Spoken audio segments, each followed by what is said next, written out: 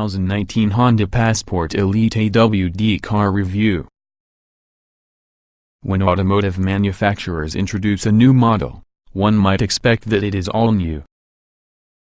Although the 2019 Honda Passport marks the revival of a model name Honda last used 16 years back on a mild off-roader which was really a badge-engineered Isuzu rodeo, its real mission would be to bridge the gap in Honda's lineup between your compact CR-V and also the Thorough Pilot.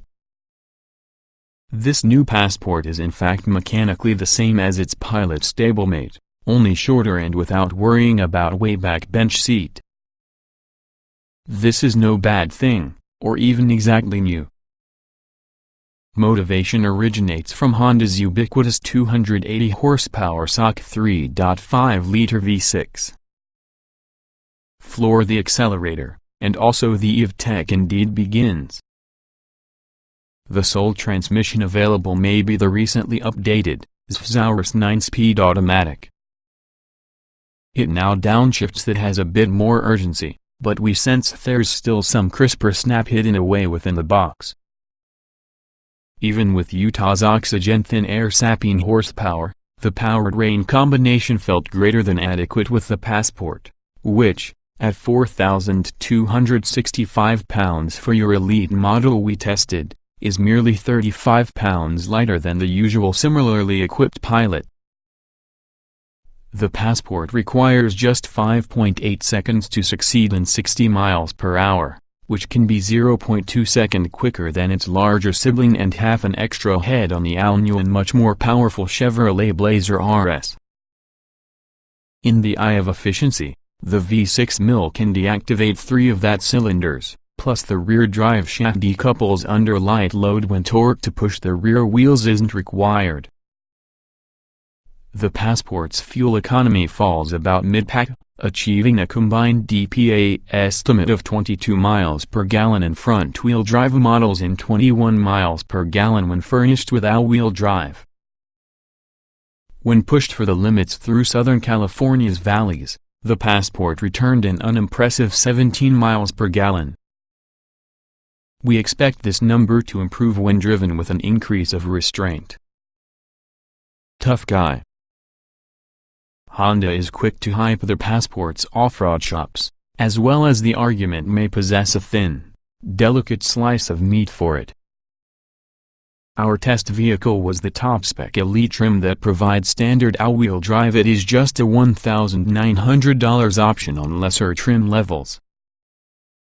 Although serious off-road fanatics will observe that the Passport lacks any underbutt eye-protecting skid plates, the AWD Passport's 8.1 inches of ground clearance front drive designs have 7.5 inches of clearances achieved through taller springs. The improved object clearing angles approach, breakover, and departure provide more rock creeping ability than Passport owners will probably need, as well as the trucklet proved effective at mild off-road excursions along Moab's less traveled paths. When preloaded with all-wheel drive, the intelligent variable torque management IVTM4 features normal, sand, snow, and mud drive mode settings that masterfully redirect torque on the wheels that requirement it.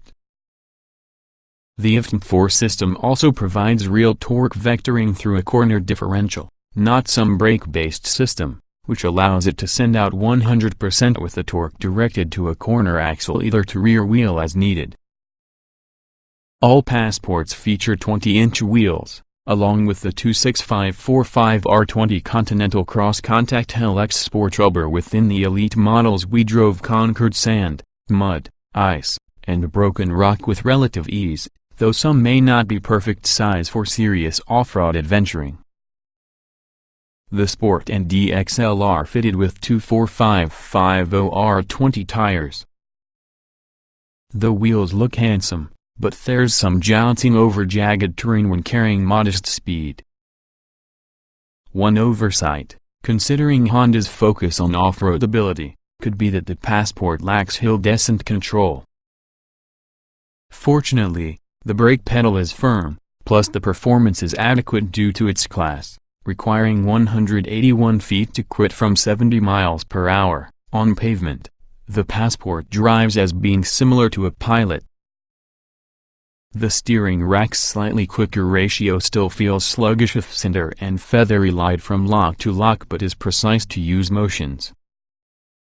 And there's virtually no masking the Honda's towering center of gravity during quick transitions. Hustling the Passport through twisty canyons is a lot like playing vehicular Jenga.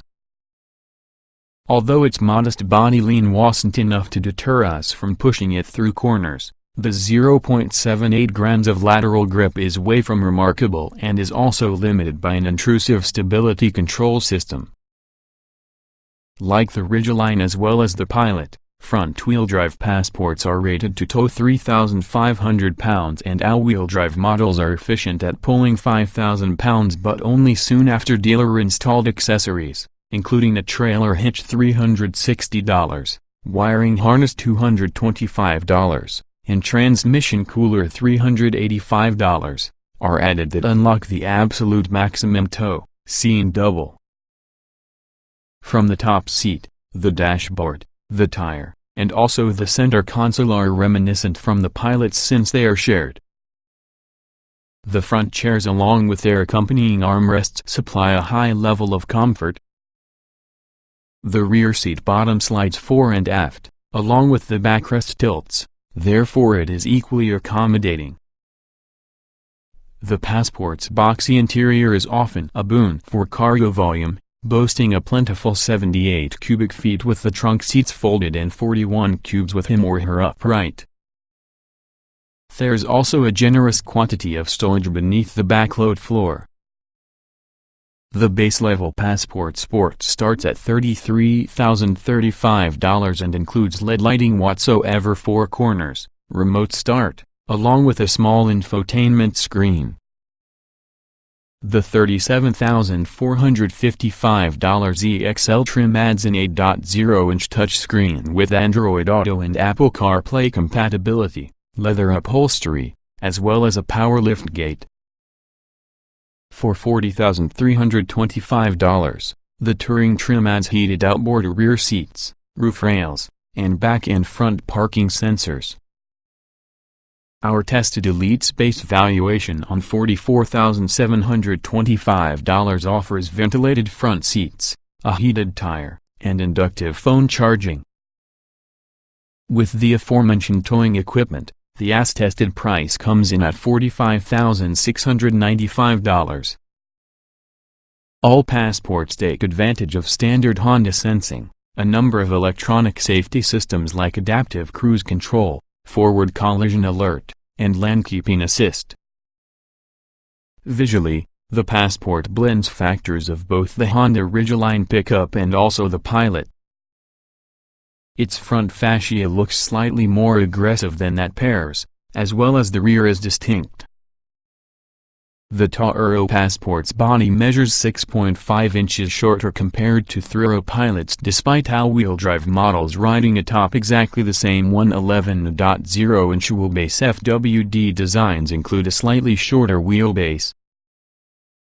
It is known as many new may be rather generous, though the 2019 Honda Passport definitely satisfies its mission, and should surely satisfy Honda's coffers, as a fine and practical middle ground in Honda's core crossover lineup.